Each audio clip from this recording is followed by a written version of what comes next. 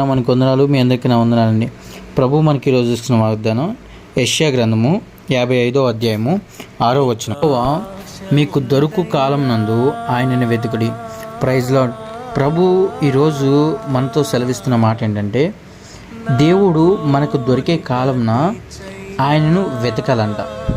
అంటే ఎప్పుడు మనకు దొరుకుతాడు, ఎలాంటి పరిస్థితుల్లో మనకి ఆయన దొరుకుతాడు అని అంటే, ఇక్కడ యెషయా గారు మనకు స్పష్టంగా తెలియజేస్తున్నాడు ఏంటంటే, కష్టకాలంలోనూ, ఇబ్బందుల్లోనూ, వ్యాధిలోనూ, బాధలోనూ మనము క్లిష్టమైన పరిస్థితిలో ఉన్నప్పుడు దేవుడు మనతో మాట్లాడతాడు. ఎలా అంటే దానికి జవాబిస్తూ ఇతర వ్యక్తుల ద్వారా మనతో మాట్లాడతాడు.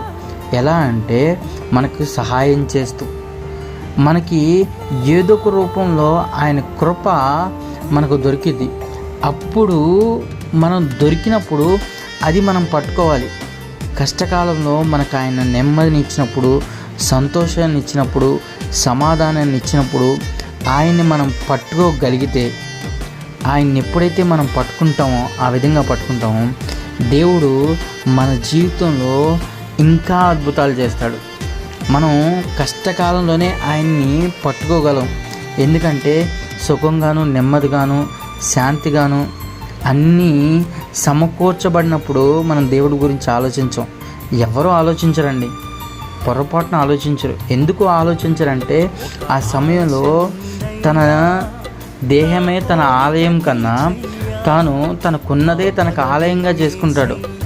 అందుకనే దేవుడు ఆయన వాక్యం ద్వారా మనతో మాట్లాడుతున్నాడు. ఏమనంటే, ధనవంతుడంట తన ప్రాణంతో అంటాడంట, నా ప్రాణమా తినుము, తాకుము, సుఖించుము, నాకున్నదంతా నీకోసమే అని అంటాడంట. కానీ దేవుడు ఇమీడియట్గా అంటాడు, ఈ రాత్రి నీ ప్రాణం అడిగితే ఏంటి నీ పరిస్థితి? కానీ మనకు అన్నీ ఉన్నప్పుడు మనము ఆయన ఎతకం. కష్టాల్లో ఉన్నప్పుడే దేవుడు నాకు సహాయం చేయాలి, దేవుడు నాకు సహాయం చేస్తే బాగుండు. సుఖాల్లో ఉన్నప్పుడు నాకేం చేశాడు?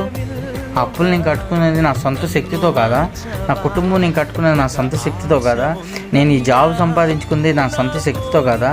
నేను సంపాదించుకున్నదంతా నా సొంత శక్తితో కాదా? లేదంటే నా బిడ్డలు అందరం సమాధానంగా ఉన్నారంటే నేను కష్టపడి సంపాదించబట్టే కదా అని చాలామంది అనకాలేరు, అంటారు. కానీ మనము దేవుడు మనకు దొరికే కాలం ఒకటి ఉంటుంది. ఎప్పుడు దొరుకుతాడంటే కష్టాల్లోనూ, బాధల్లోనూ, వ్యాధిలోనూ మనం ఉన్నప్పుడు మాత్రమే దొరుకుతాడు. ఇది ఎలా అంటే, ఒక వ్యక్తి అంట కింద పడిపోయినప్పుడు అవతల వ్యక్తి వచ్చి లేపాడంట. లేపితే దేవుడు లాగొచ్చి లేపేవయ్యా, లేకపోతే నా పరిస్థితి ఏంటి?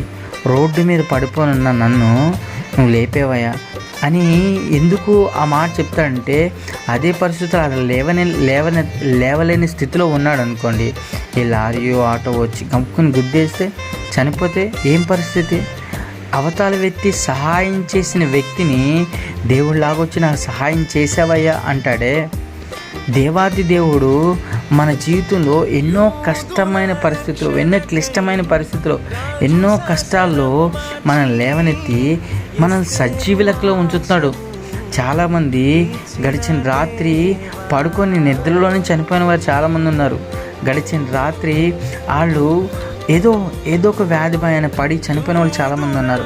బయట ఉన్న పరిస్థితులు ఏదో ఒక విధంగా ఏదో దారిని పడి చాలామంది కనుమరుగైన వాళ్ళు ఉన్నారు. కానీ మన దేవుడు మన సజీవి లెక్కలో ఉంచుతున్నాడు. ఈ సజీవి లెక్కలో ఉంచిన దాన్ని బట్టి నువ్వు వెతకాలి ఆయన. ఎలాంటి టైంలో ఆయన వెతకాలి? ఈ టైంలోనే ఆయన వెతికితే ఆయన ఏం చేస్తాడంటే నీకు సమీపంగా ఉంటాడు. ఈ కింద వచ్చినలో ఒక మాట ఉంటుంది, ఆయన సమీపంలో ఉండగా ఆయనని వేడుకోండి. సమీపంగా ఉంటాడు. ఎప్పుడు సమీపంగా ఉంటాడంటే నీకు దొరికే కాలం ఒకటి ఉంటుంది. ఆ కాలం నువ్వు కనిపెట్టాలి. ప్రతి ఒక్కరూ దేవుడిని కనిపెట్టేవారికి ఉండాలి. వాక్యం కూడా ఏమని ఉంటుందంటే, మొదట నా నీతిని, నా రాజ్యాన్ని వెతకాలన్నది. కనిపెట్టే కాలం ప్రతి మనిషి జీవితంలో ఉంటుంది. ఎప్పుడంటే కనిపెట్టే అనుభవం ఎప్పుడు వస్తుందంటే వెతికే అనుభవం వచ్చినప్పుడు. కాబట్టి దేవుడు ఈరోజు ఈ వాగ్దానం ద్వారా మనతో మాట్లాడుతున్నాడు, నీతో నాతో మాట్లాడుతున్నాడు. నువ్వు దేవుడు దొరికే కాలంన ఆయన వెతుకుతున్నావా? దొరికే కాలం వెతుకుతున్నావా? నీకు అన్నీ బాగున్నాయి అనుకో, దేవుడు అవసరం లేదు. కానీ ఏదన్నా కొదువు ఉన్నప్పుడు నువ్వు దేవుడు కావాలంటావు.